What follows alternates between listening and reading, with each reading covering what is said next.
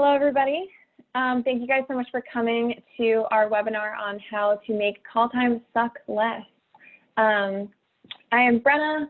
I am the Deputy Campaign Director here at Tech for Campaigns, and I'm going to be talking to you guys today about hopefully decreasing the need for call time by helping to pad other parts of your finance plan to help raise the money that you need to before November. My name's Kristen Fine. I'll be discussing tips, tricks, and best practices for making sure your call time is as efficient and successful as possible. Beautiful. Thank you, Kristen. Great. So let me get started just to tell you a little bit more about Tech for Campaigns. What we're doing is really working to build a lasting tech and digital arm of the Democratic Party. So this year, we started in 2017, but this year we're really trying to help people up and down the ballot get elected and have what they need. So we do that in three different ways. So we have talent. I think we are a couple volunteers short of being 13,000 strong. These are people who are tech experts and they want to volunteer their skills to political campaigns like all of yours to try to help make, bridge the gap between digital and political campaigns. We also do create technology. We have a few different programs that help both campaigns and caucuses be more efficient with digital and hopefully create better plans. And the last thing is what we're doing right now, doing a training.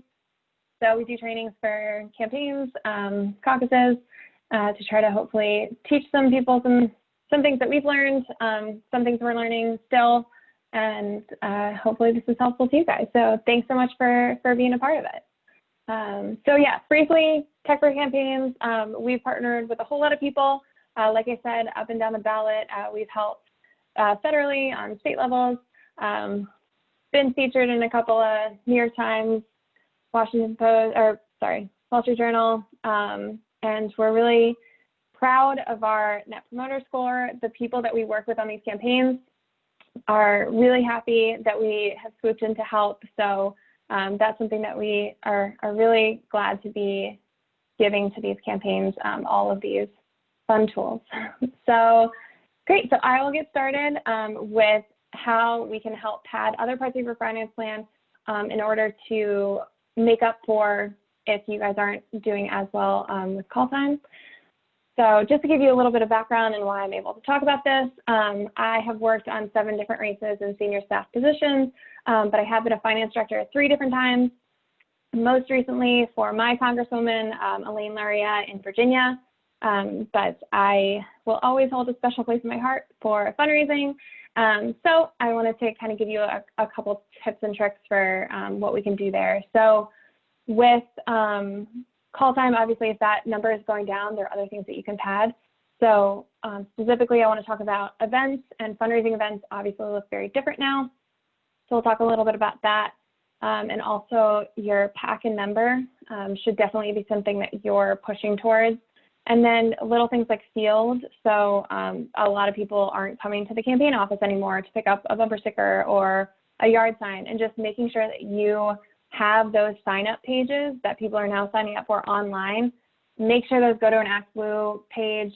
We're seeing a lot of success with people making the money back on yard signs and bumper stickers, making sure you're taking advantage of that. And just so you guys, I'm sure everybody has something like this, but making sure you're tracking everything. I always use Google Sheets, something that everybody can collaborate on, a way to just track to see what's working, what's not, where you're falling behind, where you need to grow, and where you see growth, and maybe you can, capitalize on that as well. So creating something like this for projections and actuals is really helpful.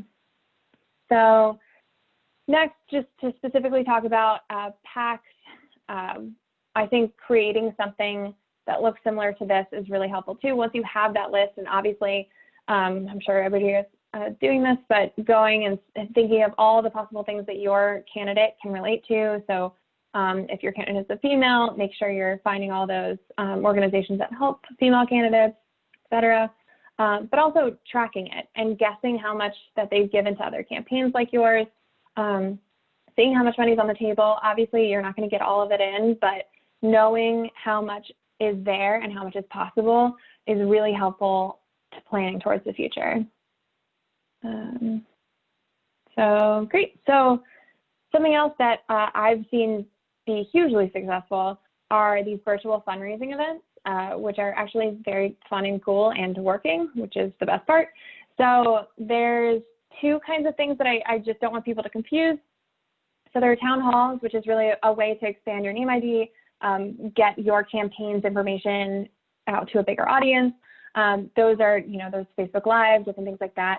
And then there's also the virtual fundraisers, which is really, the purpose is obviously to raise money, and it's a little bit more controlled, typically smaller. And I know there's a couple different ways you can do both, but Kristen, I think you had a good example of another campaign and what they did to make it exciting. Yeah, so one of my really good friends, his name is John Hoadley. He's running for Congress in Michigan's 6th district. He hosted a really fun virtual cocktail party fundraiser a few months ago. He lives in Kalamazoo, Michigan. So at the beginning of the call, he taught everyone how to make a Kalamazoo cocktail, which was really fun to watch, but also included some really interesting anecdotes about his district. And then a few weeks later, he hosted a yoga fundraiser where everyone, including him, did yoga, which was hilarious and just so much fun. That is so great. You really got to be careful about where you put your laptop there when you're stretching. But yeah, so there's a couple different ways that you can make it fun and exciting, and people are really trying to expand out. I think doing something like that, doing cocktails.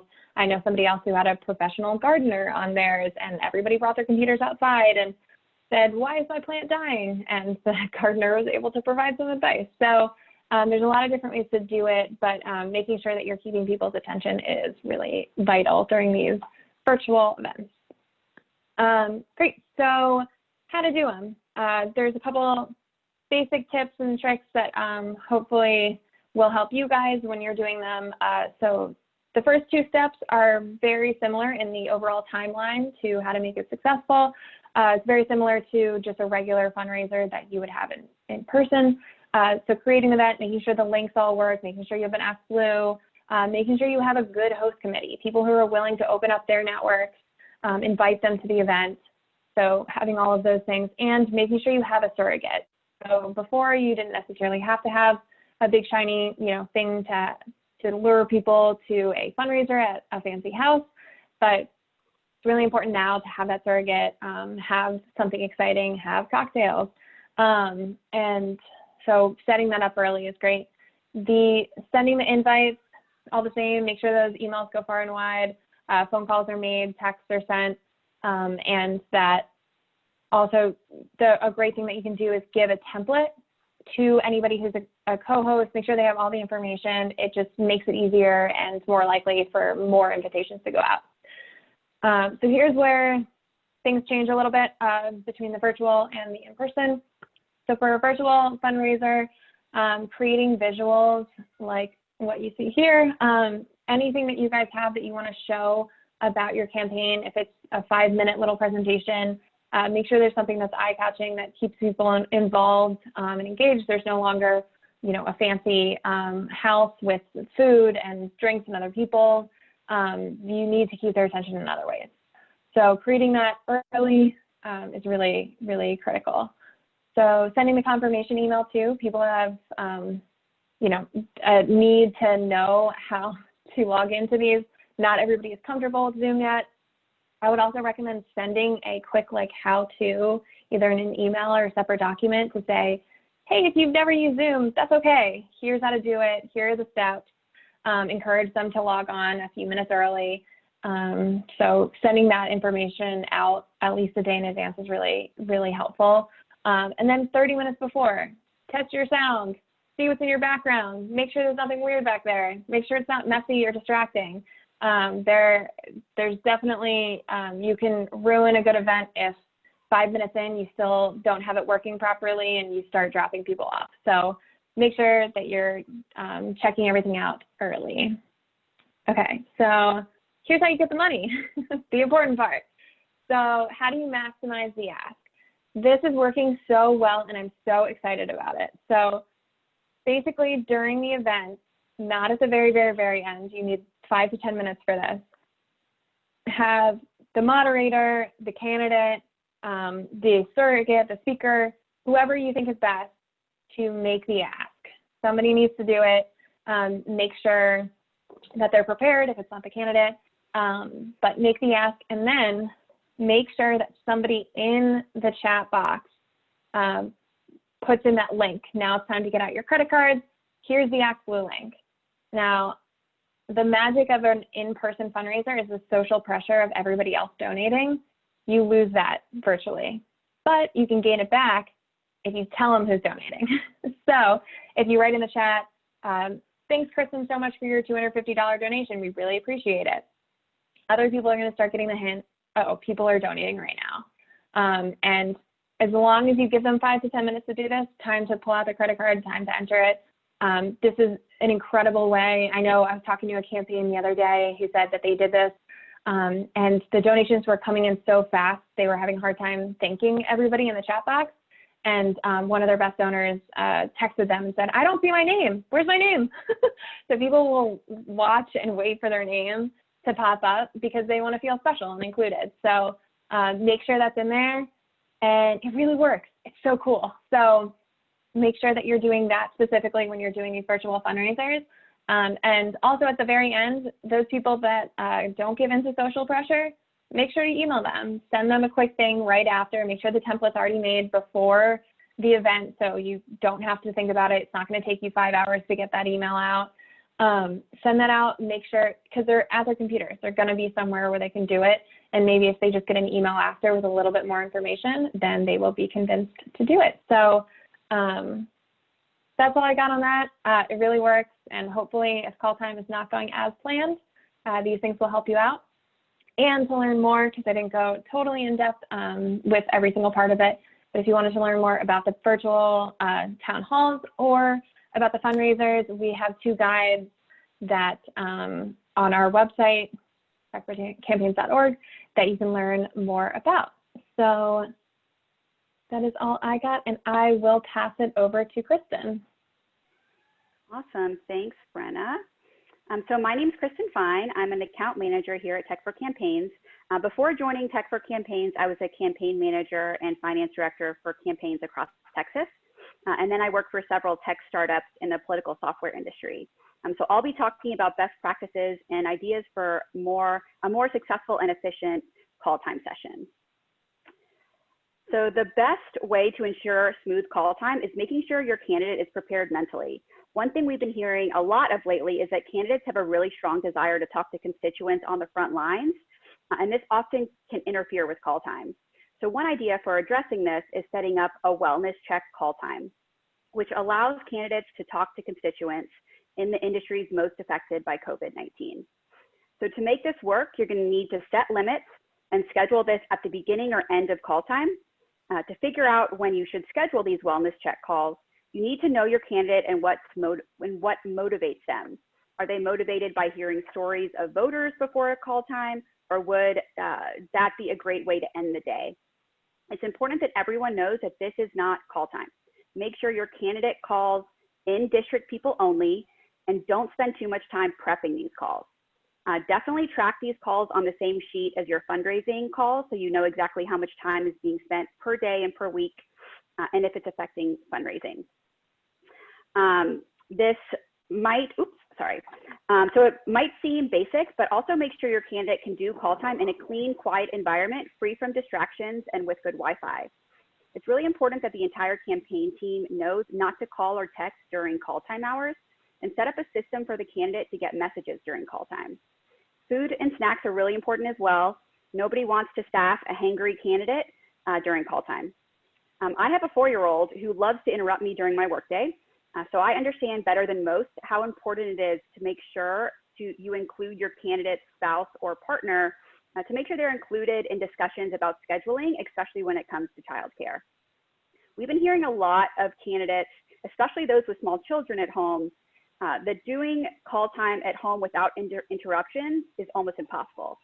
So a few months ago, Tech for Campaigns launched Polaris, a fundraising software that finds federal and state donation history and includes call time dialers for both desktop and mobile. The mobile dialer that you see here can be especially helpful for candidates on the go or who are not able to sit in front of a computer. So candidates can see call sheet info and record call results right on their cell phone screen, and then all call results are immediately uploaded to their account and can be synced with NGP. So because the Polaris dialers have live conference lines, campaign staff can be on the same line as the candidate, watching and listening while the candidate talks to donors. So they're able to drive call time as well as take notes while the candidate talks to donors, freeing up the candidate to only worry about connecting with the donor and making the ask. So if you're interested in learning more about Polaris, please reach out to me after the call. Another quick idea, if the candidate isn't able to do call time at their house, is asking a friend or a super volunteer to allow the candidate to do call time from one of their spare bedrooms or like an office at their house. So some additional tips for a more efficient call time session include scheduling calls in advance and scheduling a call at the very beginning of call time. This will ensure that call time starts on time and also on a positive note. Another way of increasing the calls per hour your candidate can get through is having staff get another prospect on the line while the candidate is on a call. That way, as soon as the candidate is done talking to one person, they can be connected to the next person. And the best way to really ensure a good call time is to prioritize better calls first and make sure your candidate is calling good lists. Always start with the candidate's Rolodex and don't forget to go back and make sure the candidate has spoken with every single person. Resoliciting past donors is always a good idea, especially max out donors who might only have a few $100s left until they hit that maximum contribution limit if you have one. Next, you should target in-district donors, but be mindful of healthcare workers and those working in the retail and food industry. To increase the likelihood of your candidate reaching donors when they are available to talk, you should sort your calls based on location and time zones. So you could, call donors on the East Coast and then, move to the West Coast. If you're using Polaris, you can specify that calls come from phone numbers with the same area code as the people you're calling. So for example, if you're calling California donors, you can use a phone number with the California area code, just so donors are more likely to answer. So the candidates that we work with have been hearing some COVID-specific objections during call time, so we wanted to discuss those as well. So Brenna, how would you advise your candidate to respond when a donor says that they can't donate because they've donated all their money to COVID relief? Yeah, first of all, thank them. Thank you so much for helping in such a great way. Make sure to acknowledge what they've already done and let them know that although this is a great thing to do right now and extremely helpful, making sure we're also thinking about a long-term solution, which probably includes either changing the person that is in the seat that you're running for, or making sure to let them know that you are doing everything you can in that seat and you need to keep that seat. Also, be sure to be clear about what you're doing if that's in a campaign setting, and making sure that you're keeping your volunteers and your voters aware of what's going on, or if it's being an incumbent and letting them know what legislation or something that's passing or something that didn't pass that they should be aware of. And then also at the end, make the ask. It doesn't hurt. If you've listened to them and talked through everything, it's the worst case scenarios, they say no, and I still think that it is worth asking at this point. What about if they say that they're tapped out this cycle? Yes, this is a super common one. I know I get that in normally every cycle and fifth cycle especially. The name of the game is keeping them on the line. So thanking them for helping out with all the other races because they're tapped out. Ask about their life, ask about their family, ask about their hobbies. What have they been doing? Did their kid just go to college? Was graduation canceled? If you keep talking and letting them talk, hopefully you'll find something that will connect and click and that you can kind of grab onto. So if they mention that, your daughter is really being a huge advocate for women's reproductive rights, then mention that recent Planned Parenthood endorsement that you just got. So keep going until you find something that fits with your campaign, and then make the ask.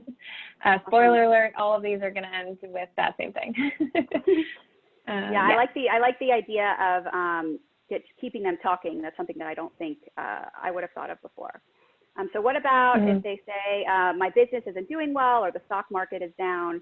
How would you respond to that? Yeah, so take this as a learning opportunity. Whether you're a candidate or an incumbent, this is a great opportunity to learn about their industry, learn about their business, what's going right, what's going wrong, what the actual problems are, and then the next step is what can you do to help? So let them know about any recent legislation. Ask them if it would have been helpful to them, or ask what you could be doing differently that will help them in a big way. A lot of these people just need to be listened to and heard, and giving them that space and opportunity to talk to somebody who is an elected official or hopefully will be an elected official is really valuable. And then also make the ask, maybe reduce it to whatever's on the call sheet. Might be a little bit too high now, but make them feel like an investor, that they're investing in their future and their family's future and their business's future. And yeah, make the ask. Great, thanks. So the last thing, and something that's often forgot about, is the need for a campaign to create clear objectives and goals and then track as much as you possibly can. So this is a sample spreadsheet we made just using Google Sheets with some things that you should be tracking during call time. Everyone on staff, including the candidate and their spouse, should have easy access to your call time goals and know how important call time and just fundraising in general is to the campaign success. You can see here that our sheet tracks the schedule for call time, hours actually spent calling that week, number of calls, and money goals, both pledged and in the door. It's important to track all these things because let's say something COVID-related happens, you need to be able to change course quickly. And by tracking which universes the candidate is calling on each day, you'll eventually be able to notice patterns of what works and what doesn't work. For example, let's say your candidate raised the most money when calling Planned Parenthood donors. Maybe you should add more pro-choice prospects to your call time. And yeah. And another thing that I used to do, and this was definitely for candidates who didn't like call time, which are pretty much all the candidates, I created this calculator that was based off of the stats. So if you track it every day, like Kristen's suggesting, then you will start getting these really great averages. You'll start knowing, okay, if I call for 4 hours, what will actually happen? And on average, you will get 4 pledges, $1,000 in the door. You'll start knowing these things. So if you track them, you know the stats, you know the hours, you can create this super fun calculator. This is a really great tool to help convince your candidate, help your staff, and help you project how much money you think you're going to raise in call time. So sticking that number 19 in, you decided that you can only fit 19 hours or you can fit a total of 19 hours of call time in that week. That means on average, based on your past experience, you will get around 7 pledges and raise about $13,000. So obviously this is going to be different for your own averages, but it's so helpful and so great to know this because you can give it to your candidate and say, this is what we're going to get, especially when it feels like, call time can definitely feel like a hamster running on a wheel, and showing them that no, 19 hours really makes a huge difference will help your candidate sit down and do the calls. So the other fun thing that you can do is finance committees. And I know that this is associated a lot of times with presidentials and U.S. Senate races, but I think this year everything's changing, and I think every level can do it from state rep really all the way up. I think it's a great way to get more people involved in your campaign. And what this really means is finding somebody, a super volunteer, a great donor who's already maxed out, somebody who loves you for your campaign and really wants to see you win. Ask that person to make 15 calls on your behalf. Provide them with scripts, provide them with email, template follow-ups, give them every tool that they need to do it, or it will not be as successful, or it'll be pushed in the back burner. So if you give them everything they need, you ask them to make the commitment of 15 calls, it can be really productive. Also, depending on the situation, making sure that the candidate and the committee member can be sitting down and making those calls together. And obviously in this world, it looks a little bit different. So we can do things like Polaris, which Kristen mentioned earlier, is a great way to remotely do call time that it almost feels like you're in the same room. It's a great way. Go for it. Sorry, I was just going to say, if you're using Polaris, your candidate can be on the same line as the finance committee member, and they could call the finance committee members Rolodex together. So having the candidate and the committee member on the line makes the donor so much more likely to donate, and also makes the committee member feel more like a member of the team. So it's a win-win. It really is. Yes, definitely. It's a great way to add some more dollars to your finance plan in a way that's a little less painful for the candidate. Yeah. All right, great. And then I think we're going to do some Q&A. So if you have any questions, please type them in. Let's see. Yeah, so we have a question from Luke. So asking about the lines, you can get multiple lines so that people don't have to use their phone. They can just use the lines through Polaris. So do you want to, Kristen, jump in and kind of explain how the different lines work and using your cell phone? Yes. So so Polaris uses a live conference line, and you can have more than one person on the line at the same time. It also allows you to it would allow the candidate and the staffer to be on the line at the same time, and they could go through each call together. And the staffer could see the the call time, the call sheet on their cell phone screen. If they're using the mobile dialer, they can see all the information, all the donor history, all the ask amount, the bio, all that information on their cell phone. And when they're done with one call, it's just one click of a button, and then it goes to the next one. So it's just a dialer that allows you to have more than one line. So for example, if you wanted to have, two of your staffers make calls, and as soon as they get someone on the line, they could transfer them to the donor. They could transfer the donor to the candidate.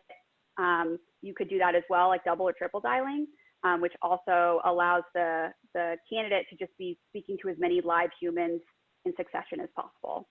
So our clients that have been using this have seen their call per hour rate double in a lot of cases, which just has a really huge impact on their ability to raise money.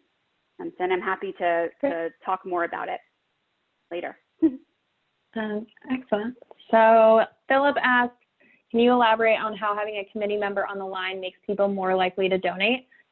So what we mean by committee member is basically elevating a donor or a volunteer to a committee status and just asking them to open up their Rolodex. So instead of,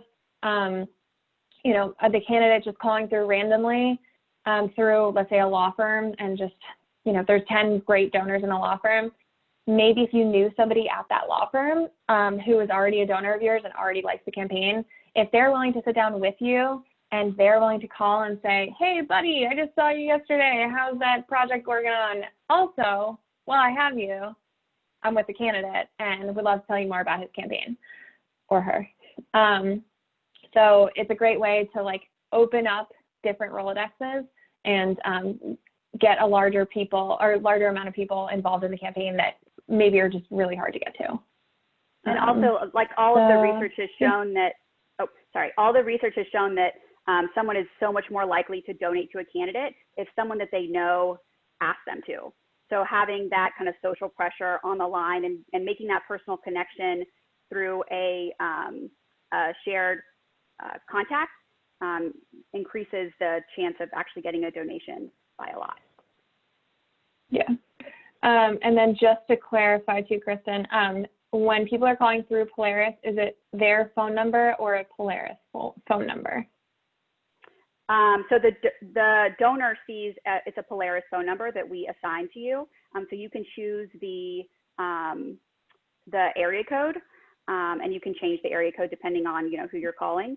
But we assign you a phone number, so the donor doesn't see your cell phone number. They see whatever phone number that we assign to you. And if they call back that number, it's routed to whatever phone number that you want it to be. So it could be routed to your campaign line or whatever callback number you want.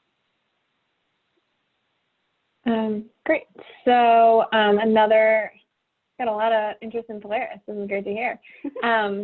Philip was asking about transferring people over when you're doing call time with the candidate, and making sure that the donor can stay on the line, the candidate can be on the line, and then somebody else can also be on the line. Kristen, do you want to kind of talk through how that is possible through Polaris? Yeah, so how it works is so the staffer and the candidate call and join a line. So let's say like line 1. And let's say there's another staffer on line 2, and they have someone on the line that they want to talk to the candidate. So the candidate would just with a click of a button, there's a little transfer button. They just click a button and they're joined onto line 2. They can talk to the donor, and they can either keep making calls or they could go back to line 1. This might be an easier I can show you offline after this to whoever is asking the question. Yes. And then another Polaris question. How much does Polaris cost? And I think we can also just do all that stuff offline as well. Yeah, it depends on the size of your campaign, but it starts around a couple $100 a month. Great. And then Will wanted to clarify that Polaris allows you to call from different area codes. Is this a maximum amount of times the area code can be, is there a maximum amount of times the area code can be changed to a different area code? Nope, you can change it as often as you want. We actually had a campaign that changed it like 30 times last week. So you can do it as many times as you need to. And I assume that sounds extremely helpful if you're trying to call, let's say, LA donors, and you have an LA. Yeah, it really increases the contact rate, by a lot. Great. So somebody also asked if this will be available after. We're going to put the whole recording on YouTube. So if you want to share it with staffers, other campaigns, just so they can see more about this, that will be available later. Yeah, and I'll email everyone. That works too. Great. I think, does anybody else have any other questions? I think it's quiet other than nice things about Polaris, which is great. Cool. Okay. I think, well, that about does it. I really appreciate everybody taking the time. I hope it was really helpful. And definitely feel free to reach out if we can do anything else to be helpful. If you had questions about this, again, about the things that I was talking about in the beginning, those are on our website. And Kristen will follow up with everybody who wants to know more about Polaris. Awesome. Thanks, everyone. Have a great day. Thank you, guys. Have a good one. Bye.